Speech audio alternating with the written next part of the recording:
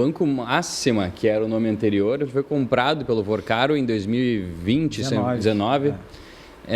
E o Vorcaro teve uma ascensão meteórica, assim, né? Ele começou com investimentos imobiliários em Belo Horizonte e aí foi crescendo até comprar um banco. Então, né, ele começou vendendo imóveis, depois começou a incorporar e aí chegou no momento de comprar um banco. E diga-se de passagem, o Banco Máxima, depois Master, quando ele assumiu, tinha sede nos prédios mais caros de São Paulo, né? No Pátio Malzone, onde está o BTG Pactual e o Google, talvez o metro quadrado top 3 mais caros do Brasil, assim, então não era pouca coisa. Depois eles saíram e montaram uma sede própria. Então, também acho que a família Vorcaro gostava bastante de ostentar, né? Até tem uma história curiosa que ele cita até na reportagem, que na festa de 15 anos, né, da filha, ele deu uma festa absurda em casa, contratando vários DJs famosos, como o Alok, por exemplo, só que tinha um problema que eram os vizinhos, né?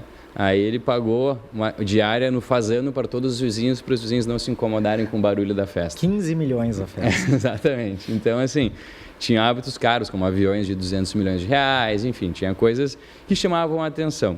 Mas para mostrar um pouco como é que era a operação do banco, né? Então, tinha uma empresa, que eu até falei que era Calabria, nome da cidade, mas Santa Cruz de Cabralha, do lado de Salvador.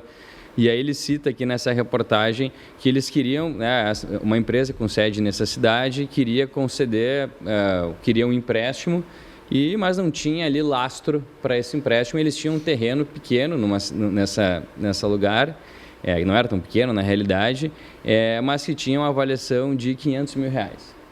E aí o pessoal do Banco Master recomendou que contratasse uma empresa específica de avaliação de terrenos com sede em São Paulo, que fizesse essa avaliação e rapidamente, né, esse terreno ele foi avaliado em 100 milhões de reais no mesmo mês.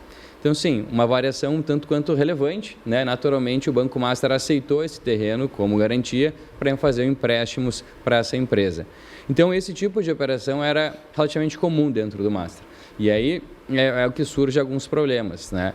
Porque fazer o uso do FGC, fazer a distribuição de produtos via plataforma, em si, não tem nada fora da regra aqui, né? E esses problemas que o Banco Master fez, de dar créditos, eventualmente com garantias, não vou dizer fraudulentas, mas no mínimo, porque a gente não tem ainda o resultado da operação, mas no minimamente duvidosas, é o que fazia o Banco Master ter uma fama ruim no mercado, né? A gente viu diversos fundos de pensão, diversas RPPS, né, que são as previdências municipais, terem dinheiro no Banco Master.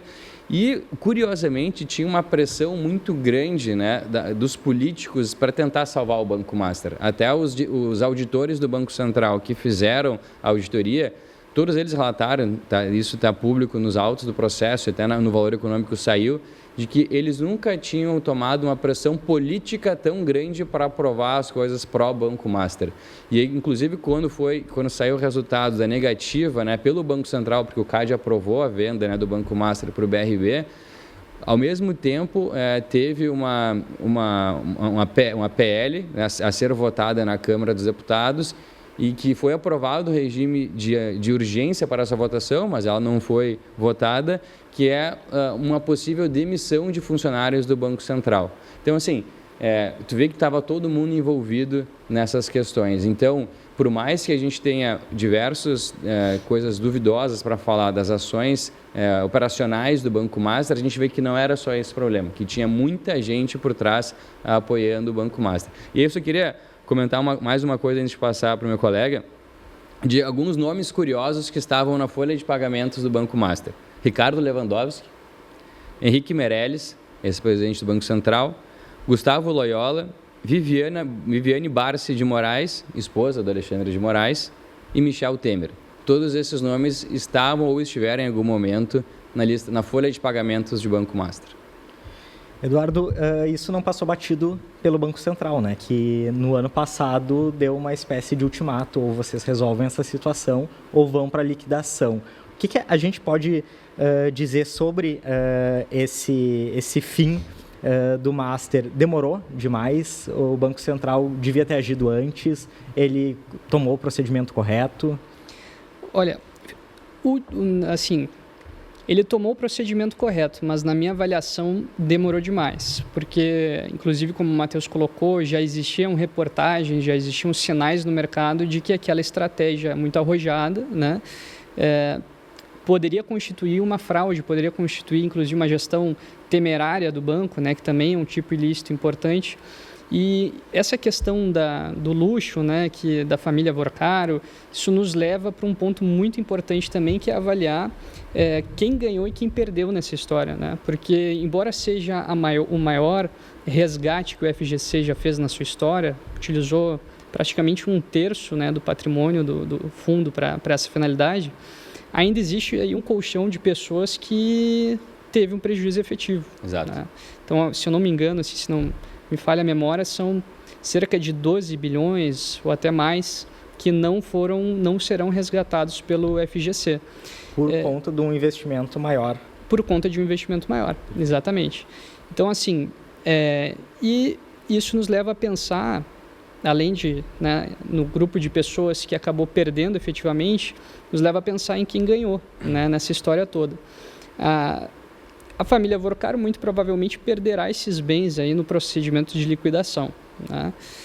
Mas existe também um conjunto de agentes de mercado, que são os intermediadores, que também ganharam muito nesse episódio do Banco Master, porque as corretoras, os intermediadores, né, através das plataformas de investimento, muitas vezes elas repassam, né, o produto financeiro para o investidor, e é importante que se fale, os investidores eles são consumidores de serviços financeiros, então existe uma série de regras de proteção que devem ser observadas também no mercado de investimento.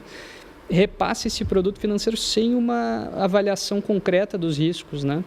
Então, veja só, o CDB, tipicamente no mercado, ele é considerado um produto de baixo risco, porque é um empréstimo que se faz a um banco, né? E não é comum que bancos venham à falência.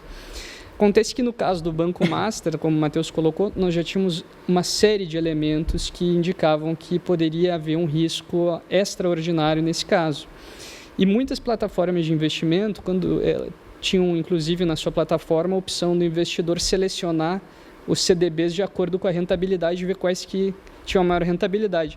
Em muitos casos, a maioria dos CDBs de maior rentabilidade eram do próprio Banco Master. Então, para o investidor que não tem esse conhecimento de finanças mais acentuado, né, isso é muito perigoso, porque a escolha vai ser com base na rentabilidade e não vai ser avaliado o risco. Então, é preciso avaliar também, é preciso que se discuta a responsabilidade das corretoras e dos intermediadores nesse episódio do Banco Master, né?